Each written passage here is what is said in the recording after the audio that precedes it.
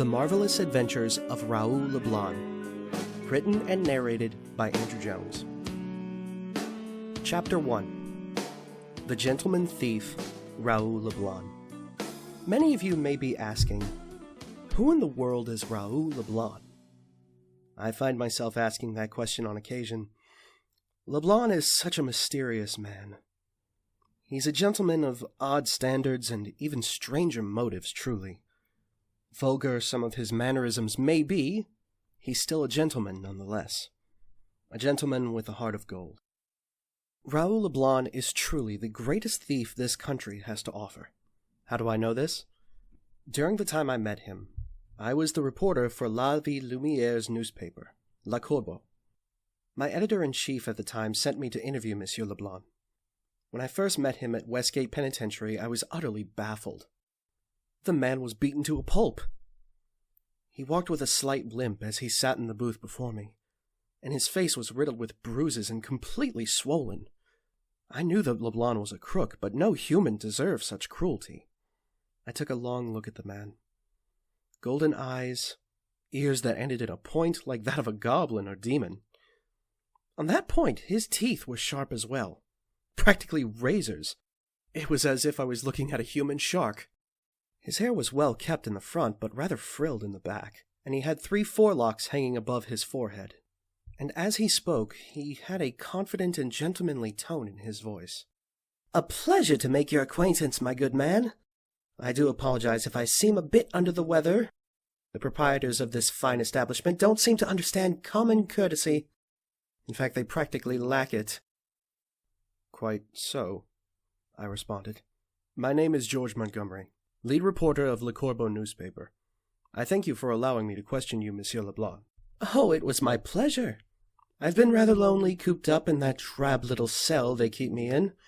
To be frank with you, I needed a good conversation."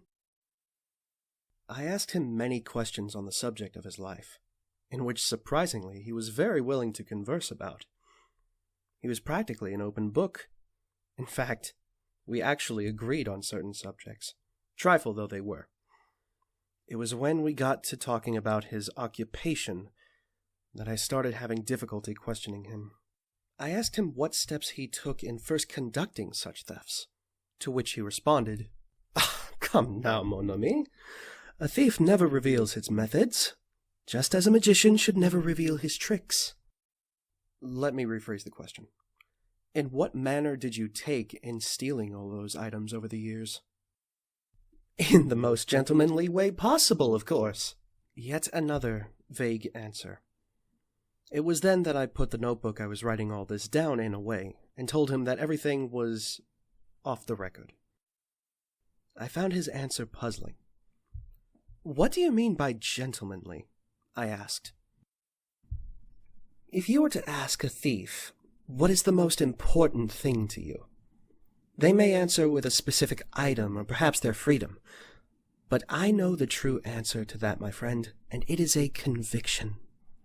A strong opinion or belief, a personal truth that, in the mind of others, may be seen as blasphemous or nonsense. My conviction, nay, my truth, rests with my targets. The people I steal from, they are the scum of humanity." Needless to say, I was intrigued in his words. "Please, go on." "The scum of which I speak are those who trample on the deeds of others less fortunate, or less powerful for their own selfish and personal gain. My conviction is that those people are the true scum of society. They think they can do and receive whatever they wish, and be praised for having such possessions and status. That is precisely why I steal from them. That is the true essence of a gentleman, making things that have been wronged right again." From the tone in his voice when he was telling me this, I could tell that his will was strong and his conviction steadfast. But why not let the law handle those types of people? Why take it upon yourself to act on the misdeeds of others? I asked him about it.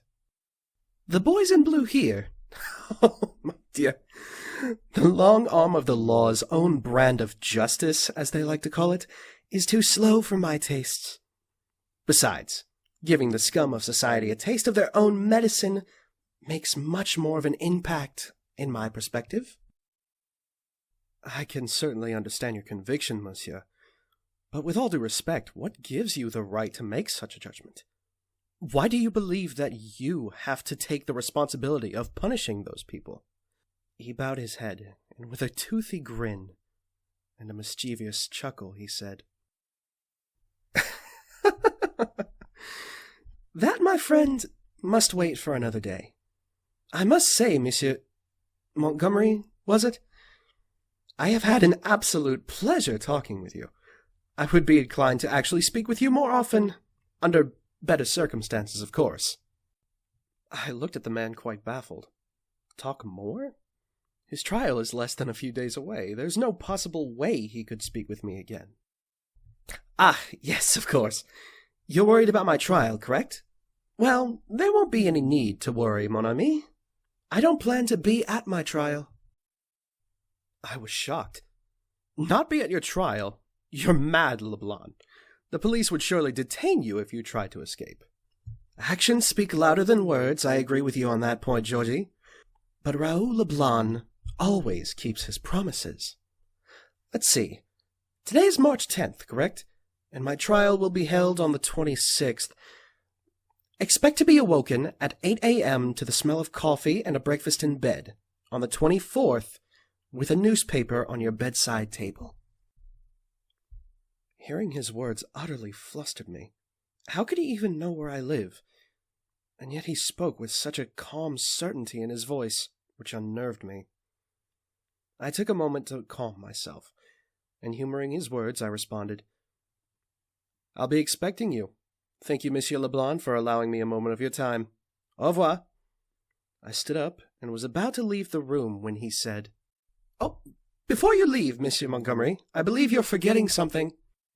I turned back to face him, and to my amazement, he held my pocket watch in his hand dangling from the chain. How in the devil... I hastily checked my pockets to see how in the world he could have gotten it. He stood back up, and with his limp slowing him down, he walked over to me and handed me back the watch. You really must hold on to things much tighter, monsieur. It seems that this whole time we were talking, your watch wandered out of your pocket and into mine. How strange. I looked at him again. No hostility in his face. It was as if he was playing a childish game.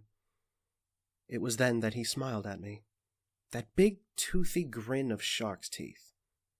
I smiled, took my watch back from him, and said, Good day to you, Monsieur Leblanc. I will see you on the 24th, 8 o'clock. I shan't be a minute late, Georgie. Au revoir. Several days went by as I contemplated that meeting. Raoul Lablanc. Such a fascinating man, and yet so dangerously skilled. How in the world could he know where I live? And my pocket watch, how could he have gotten it? I talked with my coworkers on the subject during that week, and they thought I was joking, laughing it off as nothing but an empty threat. I soon felt compelled to agree with them until the morning of March 24th. I woke up to the smell of freshly brewed coffee upon my bedside table, brought in from my butler Johann, no less. Still groggy after the night's sleep, I reached over for the cup and took a sip. But it was then that I realized that Johann was not even at the house. He had been on holiday for a week. Just as I was about to put the cup back on the bedside table, I was startled by a voice in my room. I'm not much of a coffee man myself, Georgie, so I have no training in brewing it. I do hope that it is to your liking.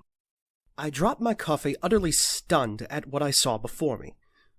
There at my balcony, with the curtains drawn and the door open, was standing Raoul Lablanc. I was about to demand an explanation from him until I remembered his words during the interview.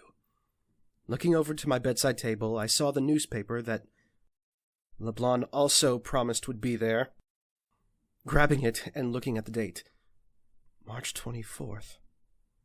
I looked over at him and said in an unnerved tone, Monsieur Lablanc, do you have the time? He looked at me rather concerned. "Georgie, my boy, do you not remember the time at which we settled on? Why, it's 8 o'clock on the dot." At that moment, I jumped from my bed and ran over to the door. Swinging it open, I saw the time on my grandfather clock in the hallway. He was correct. It was exactly 8 o'clock a.m., not a minute more. "I do beg you pardon my intrusion, monsieur, and please do calm down. I truly mean you no harm." I looked back at him, and with that same assured face of his, he smiled.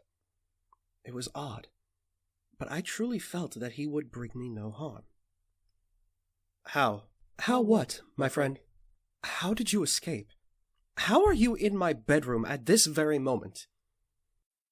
He paused, and with that same mischievous smirk from before, he looked back at me and said, "I'm glad you asked. Come, take a seat, and I'll be happy to tell you all about it." I was hesitant at first, but taking a deep breath, I walked over to my bedside and sat down. He took a seat next to me and began to tell me all about his escape from prison.